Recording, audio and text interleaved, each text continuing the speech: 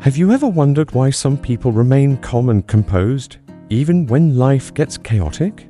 What if I told you you could reach that same mental strength with just one powerful morning message? And the best part? It all begins the moment your feet touch the floor each morning. Imagine waking up every morning with a clear and powerful mindset, one that no obstacle can shake, no fear can conquer. Sounds too good to be true. Actually, the tools to control your thoughts, master your emotions, and shape your day are already inside you. Today, I'm going to share the only morning message you need to hear to master your mindset. This isn't surface-level motivation. This is about mastering your inner world with ancient wisdom, dark psychology, and a kind of mental toughness few ever attain. But first, if you're ready to take control of your life today, type this in the comments: my mind, my rules. Let's make it real. 1. The mind is a battlefield.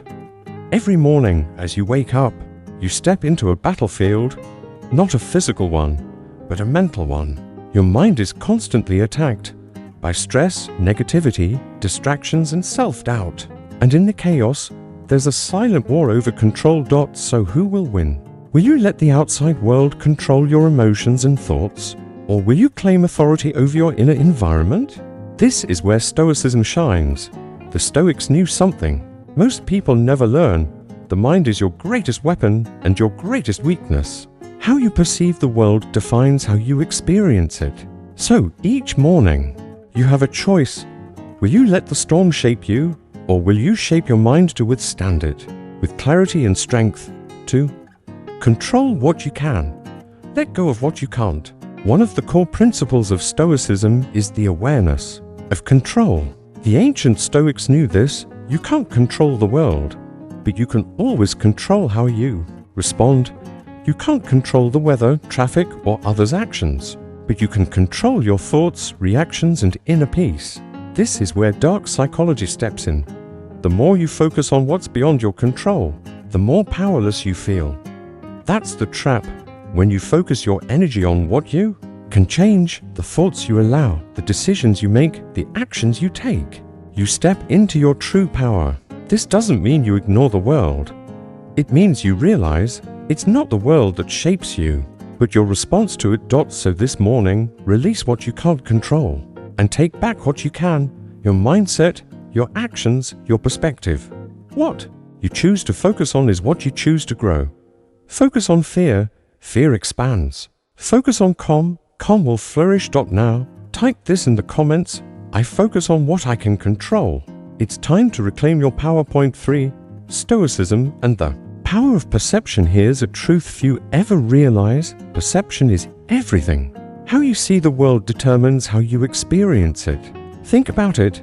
Two people can face the exact same situation and respond in completely different ways. The same traffic jam, the same bad day at work, the same personal challenge, yet their reactions differ greatly. One person might see the traffic as an annoyance that ruins their day, but someone with a stoic mindset might view it as a chance to enjoy a podcast, reflect in silence, or simply breathe and accept the moment. That's the essence of Stoicism. It's not the event itself that disturbs you, it's how you judge it. The Stoics understood our judgments are not random. They're shaped by desires, fears, and past experiences, and often they're rooted in false beliefs or distorted thinking. The challenge is, most of the time, we don't even notice the distortion. But here's the power of Stoicism. Once you become aware of how you're perceiving a situation, you gain the power to change your perspective. So pause for a moment. Think about what you're currently facing. Ask yourself, is this really as bad as I think?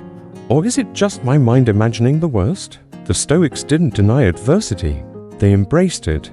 Because only through trials can the mind become unbreakable. We learn that your perception shapes your experience. But now a deeper truth is revealed. Adversity doesn't define you. Your reaction to adversity does. The Stoics always knew this.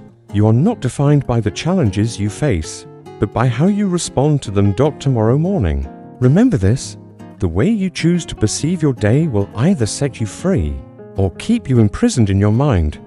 Your mindset, your outlook, your judgments, These are your true sources of power. You are not a victim of your circumstances.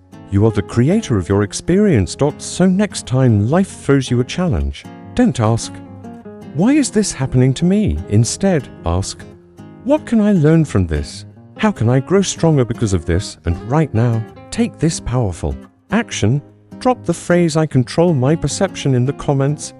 By doing so, you're affirming to yourself, perception is your power. And when you shift your perception, you change your reality point for embrace challenges. Why struggle is your greatest ally. Here's a truth many resist. Struggle is not your enemy. In fact, it's one of your greatest teachers. We live in a culture that constantly chases comfort, security, and ease, avoiding pain and hardship at all costs. But the Stoics understood something profound. Struggle and adversity are what shape you into the person you're meant to become. Marcus Aurelius, one of the most powerful Stoic philosophers, once wrote, "What stands in the way becomes the way." What does that mean? It means every obstacle, every challenge, every painful moment is not a curse. It's an opportunity. In your career, relationships, or personal life, difficulties can either feel like burdens or like lessons in disguise. The Stoics believed challenges are not random misfortunes. They are the universe's way of guiding you to your highest self. And here's the powerful part about embracing struggle: it builds resilience. The more you endure hardship with grace and discipline, the stronger your mind becomes. Your fears shrink, your doubts fade, and you begin to rise closer to your full potential. We saw that adversity isn't your enemy, it's your training ground. And today's trials, they're silently preparing you for the strength you'll need tomorrow. So this morning, don't shy away from the challenges ahead. When they come, face them directly without fear. See them not as obstacles to your happiness, but as opportunities for growth. Say to yourself, "This struggle is shaping me. This is exactly what I need to become stronger." And right now, type this powerful phrase in the comments: "I embrace the struggle." By doing this, you are choosing to see every challenge as a chance to master your mindset and step into your highest potential. 5. The dark side of weakness. How to avoid self-sabotage, something few are willing to admit. Weakness is not just the absence of strength, it's a choice. Yes, you heard that right. Often, the greatest threat to your success and to mastering your mind isn't the world outside. It's the patterns and habits you've allowed to take root inside. Let's talk for a moment about self-sabotage. The truth is, many of us hold on to our weaknesses because they offer a strange sense of comfort. It's easier to stay stuck in a familiar, negative loop than to break free and embrace the unknown. The Stoics understood this on a deep level. Seneca once warned us, "Do not fall into a life of comfort and complacency. When you give in to fear, laziness, or self-pity, you're not just being passive. You are choosing to be a prisoner of your own mind." This is where dark psychology meets Stoicism. Why? Because weakness is the easiest road, but also the deadliest. It traps you in a cycle of unfulfilled potential, and the longer you stay in it, the harder it is to break out. That's why the Stoics focused intensely on discipline, mental toughness, and self-mastery. They knew that life is hard and it's meant to be. But what separates those who thrive from those who fall? The ability to face discomfort and still take action. You might not realize it, but every time you procrastinate, every time fear decides your next step, you are choosing weakness. And that choice slowly carves out a life of regret. We explored how weakness is a choice and how to stop sabotaging yourself. Now comes the empowering truth. You have the power to change, starting right now. Make the decision today that you'll no longer allow self-sabotage to hold you back. Commit to making choices that align with your highest potential, not just what feels comfortable in the moment. Every time you're tempted to take the easy way out, ask yourself, am I training myself to be stronger or weaker? Every choice you make today builds a version of you more resilient, more grounded, and more powerful than yesterday. Now, make it real. Type this in the comments below. I choose strength, because when you say it, you're declaring to yourself and the world, weakness will no longer define who I am. 6. Mastering your emotions. Not letting them control you has a powerful truth. Your emotions are not who you are. In today's world, we're constantly told to follow your feelings, to let your emotions guide you. But if you let your emotions lead, you're on a dangerous path. You become like a ship tossed in a violent storm, completely at the mercy of every gust of wind. Every burst of anger, fear, sadness, or anxiety can send you off course. But let's pause. Emotions aren't bad. In fact, they're a gift. They're signals you're in a compass, revealing what's happening in your mind, your beliefs, and your deepest desires. But like any signal, if you don't understand it, you'll misinterpret it. And when you react impulsively, you allow past wounds and fears to shape your present decisions. The Stoics understood this deeply. They didn't believe in suppressing emotions, because that's neither possible nor healthy. Instead, they taught us to observe our emotions, understand them, then choose how to respond with intention. Marcus Aurelius, one of the most powerful Stoic philosophers and emperors of Rome, faced unimaginable challenges, wars, betrayals, personal losses, and the burden of an empire. But we learned that emotions are signals, not commands. And one of the most powerful examples of emotional mastery comes from the great Stoic emperor, Marcus Aurelius. Instead of letting his emotions dictate his actions, Marcus turned inward whenever he felt anger, frustration, or emotional turmoil. He didn't react immediately. He paused and asked himself, "Why am I feeling this? What can I learn from this emotion?" He knew a timeless truth. Emotions are temporary. They rise and fall. But how you respond, that's within your control. In his journals, he would write, "You have power over your mind, not outside events. Realize this, and you will find strength." Now reflect on your own life. How many times have you let emotions take the lead? How often have you acted from anger or fear and regretted it later? Maybe you snapped at someone you love, or let anxiety paralyze a decision that mattered. In those moments, you let emotion drive instead of taking the wheel. But here's the truth. Once you become aware of your emotions, once you start to question them instead of reacting blindly, you begin to take back control. So next time you feel the emotional waves rise, anger, stress, fear, even excitement, stop, breathe. Ask yourself, what am I really feeling? What is this emotion trying to teach me? That's where mastery begins. Emotional mastery isn't about ignoring your feelings. It's about understanding them deeply and choosing to respond with clarity, not reactivity. It's about taking full responsibility for how emotions influence your actions. When anger flares up, ask, is this worth reacting to right now? Will this help me or hurt me? When anxiety comes, pause and ask, what exactly am I afraid of?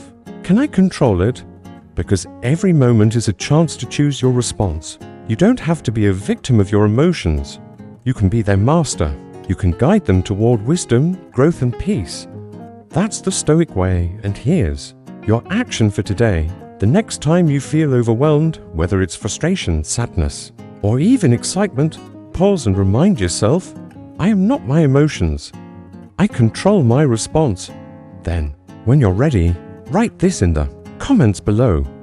I am in control of myself. Let that be your affirmation, a sign that you're ready to own your mind and master your inner world. You declared, you are no longer ruled by emotions. You choose your responses with strength and clarity. Now, we turn to something just as powerful, yet often overlooked, the people around you. 7. Your circle of influence. The people around you and their impact. Let's talk about the people you spend the most time with. One of the most underrated, yet profoundly important Stoic principles is this: you are the average of the 5 people you spend the most time with. It's not just a catchy quote, it's a truth rooted in both Stoic philosophy and dark psychology. The Stoics were extremely intentional about their associations.